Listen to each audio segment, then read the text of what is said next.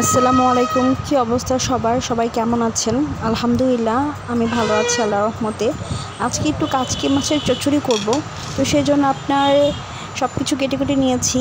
তো নিয়ে নিলাম আপনার পেঁয়াজ কুচি, আদা রসুন বাটা, আর আপনার নিয়েছি লবণ, হলুদের গুঁড়া, মরিচের গুঁড়া, আর সাথে নিয়েছি আপনার ফ্রোজেন টমেটো।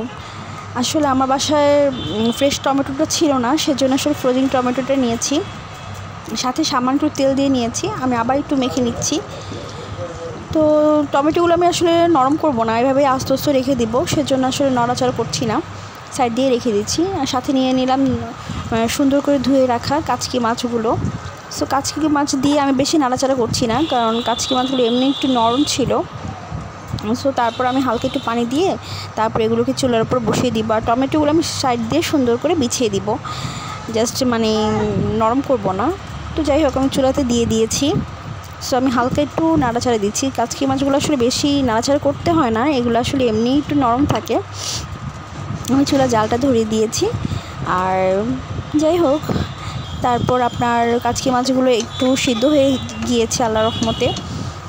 সো আমার টমেটোগুলো ওরকম হালকা একটু নরম হয়ে গিয়েছে। তো তারপর আমি হালকা মানে ঝোলটা কমিয়ে নেওয়ার জন্য ওয়েট করছি, বেশিক্ষণ আসলে রান্না করব না। তো তারপর আমি নামিয়ে ফেললাম, সাথে সামান্য 2টা লেবুর পাতা দিয়েছি জাস্ট স্মেলের জন্য। আর এত ভালো লাগছিল স্মেলটা, মাশাআল্লাহ। এটা আমার গাছের নিজের হাতে লাগানো লেবুর পাতা, মানে খুবই স্মেলটা খুব সুন্দর ছিল।